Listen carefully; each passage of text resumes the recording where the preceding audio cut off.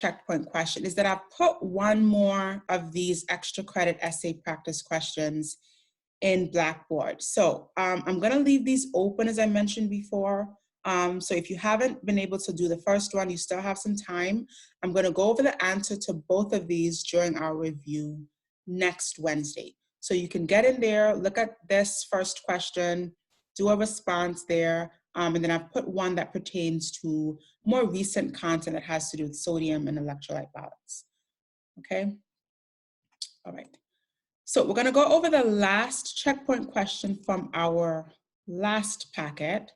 So this is the set of checkpoint questions that I've put as a part of that second practice activity there. And then we'll go over this last question and then we'll keep moving.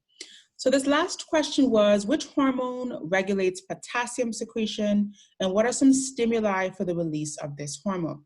So this is where we left off in class on Monday. We were speaking about potassium and we talked about aldosterone as being the hormone that regulates potassium secretion, okay? So aldosterone is going to be that main hormone. And then some of the stimuli for aldosterone we should already know as it pertains to sodium. So we talked about the renin, angiotensin, aldosterone system, the RAS system. And so renin is going to be one of the precursors for aldosterone. And so the stimuli for renin secretion, we talked about three main stimuli for renin secretion: decrease in afferent arterial pressure. Let's go back to this slide. Decrease in afferent arterial pressure, increase in sympathetic activity, and decrease in GFR. Those are the three stimuli for renin. So anything that decreases our mean arterial pressure is going to stimulate the release of renin, is going to stimulate the release of aldosterone, and we know aldosterone is a precursor for regulating potassium secretion.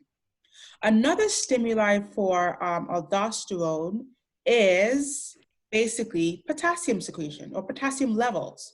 If we have a lot of potassium in the blood, that is going to be a stimulus to release aldosterone. Remember, aldosterone is, let's go back to this slide.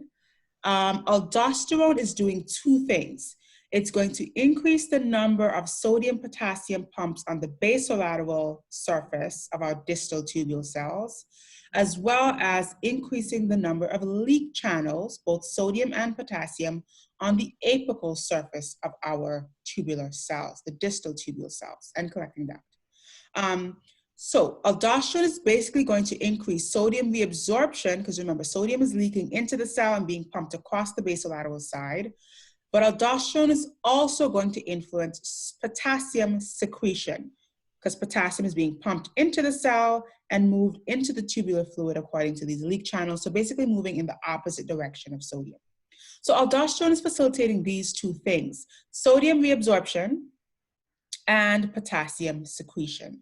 So that is going to be the second stimulus for aldosterone release, the excess amount of potassium in the blood, because upon that stimulus, potassium will then be secreted, moved into the tubular fluid, and lost in the urine. So if you've got lots of potassium in the blood, as a stimulus, you secrete more aldosterone, you can lose that potassium via secretion and lose it in the urine and decrease the amount of levels in the blood, okay? So those are the two stimuli for aldosterone release: the renin-angiotensin aldosterone system, I can never say that, and then excess potassium levels in the blood or in the plasma.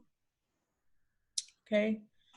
And then, as I mentioned before, these three checkpoint questions will be in Blackboard for practice. Okay. So let's move on. Let's hope I'm recording. Okay. Let's move on here and look at acid-base balance. So this is our final packet here for the renal system. And really, this is a combination of two packets.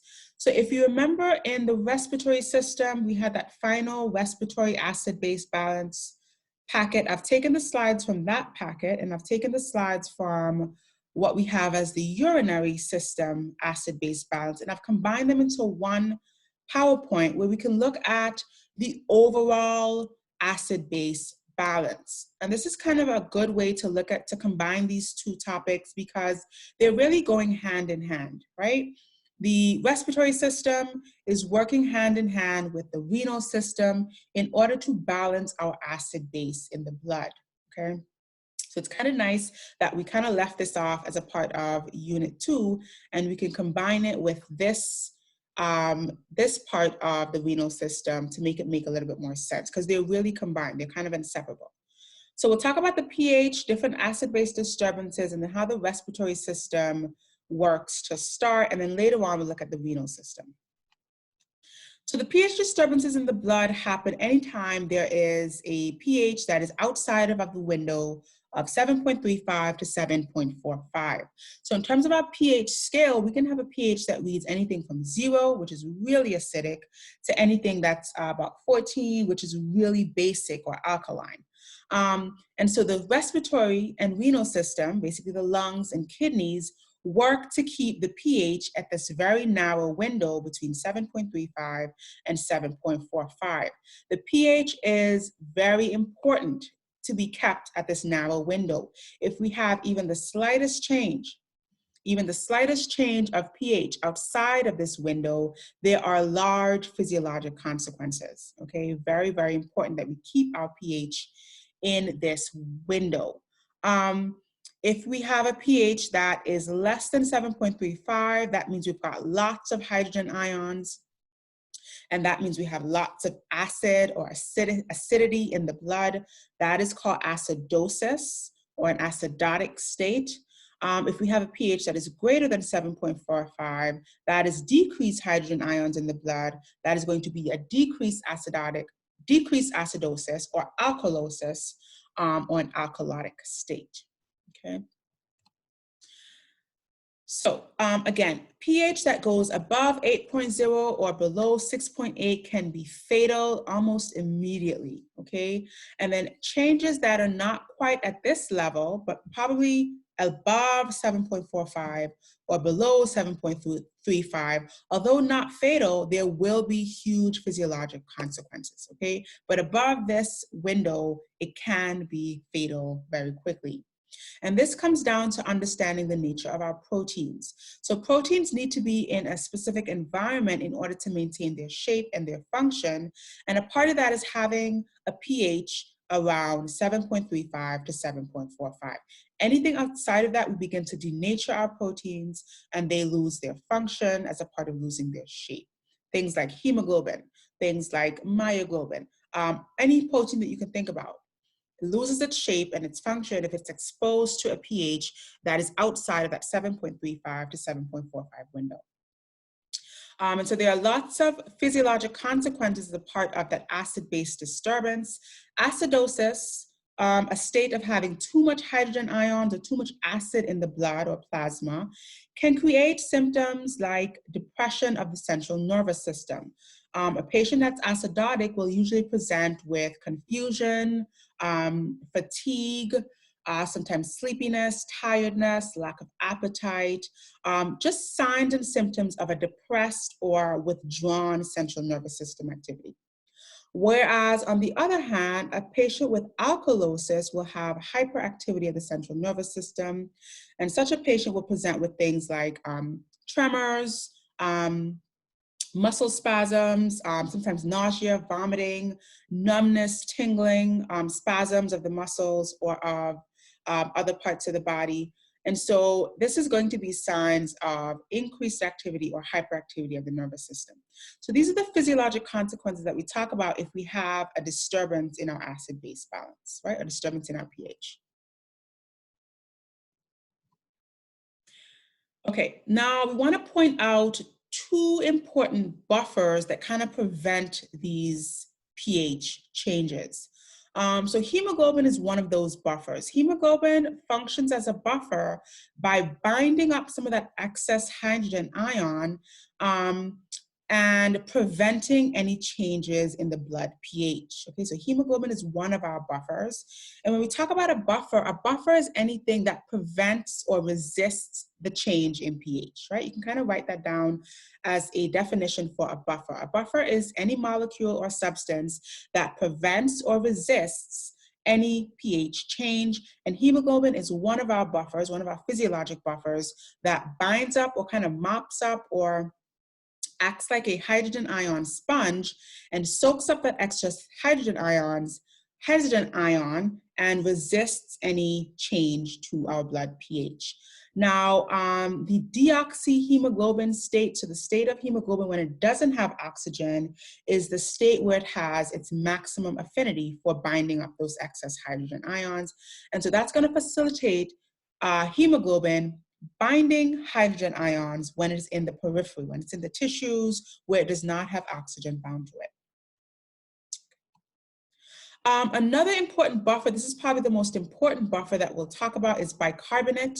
Bicarbonate acts as a chemical sponge or a buffer in this way. It can bind hydrogen ions, it can bind hydrogen ions, creating this carbonic acid, and then that can dissociate into carbon dioxide and water, okay? So in this way, it will resist any changes by soaking up or mopping up those excess hydrogen ions and resisting any change to our pH, which is basically protecting our plasma, protecting our cellular environment from being exposed to the excess acid. Remember, CO2 is a respiratory acid. So this is the way that the respiratory system can lose that excess acid by blowing it off as CO2. And this ties into our ventilation, okay? If you're ventilating at a rate that is increased, you're gonna lose a lot of that CO2, and that is a mechanism for the lungs to get rid of excess acid from the body by increasing the ventilation and blowing that CO2 off. On the other hand, if you decrease your ventilatory rate, that's a way of holding on to CO2 and increasing your acid. And so that can also help in regulating the acid base as well by changing the ventilation in order to either lose more CO2 or to hold on to more CO2. And we can see in this little bit of, in this schematic here, we can see how exactly carbonic acid and bicarbonate are kind of keeping the balance. Right, they're keeping the balance of the pH and keeping it in this window of 7.35 to 7.45. If we lose carbonic acid, then bicarbonate takes over, and this pulls our lever towards the alkalotic side. Whereas if we lose bicarb, then acid takes over, right? CO2 takes over, and that pulls our lever towards the acidotic side. But if we have both of these things in this nice steady balance, this keeps our pH in this window of 7.35 to 7.45, which is normal for our cells. Okay, now this brings us to speaking about this Henderson-Hasselbalch equation. And this is a bit more complex than we're going to really go into, so I don't want you to be worried too much about this equation. But this equation importantly represents the relationship between bicarbonate and CO2 in order to keep our pH at an ideal range between that 7.35 to 7.45 window. So if we look at this relationship, the pH in our blood should be equal to 6.1, which is a constant, plus the log of the bicarb concentration divided by the CO2 concentration. And so what I want you to deduce from this equation, from this relationship, is that in order to keep our arterial blood pH at 7.4, which is within that window that we need it to be at, the ratio of bicarb to CO2 must be 20 to 1. Okay, must be 20 to 1. And so in order to do that, in order to keep that 20 to 1 ratio, the respiratory system regulates the CO2 and the kidneys regulate the bicarb, okay? So the respiratory system helps to keep the CO2 within that ratio, and the kidneys help to keep the bicarb within that ratio. And together, this is what I mean by talking about the kidneys and lungs working together hand in hand. Together, they keep that ratio at 20 to 1, which keeps our pH in the blood between 7.35 and 7.45.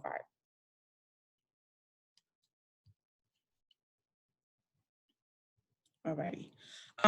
So we can speak about different acid-base disturbances. So basically, if we throw the system out of whack, if we lose our balance, either because the kidneys are not doing their job or because the lungs are not doing their job, we can get into a state of acidosis or alkalosis, depending on which of those was thrown out of balance.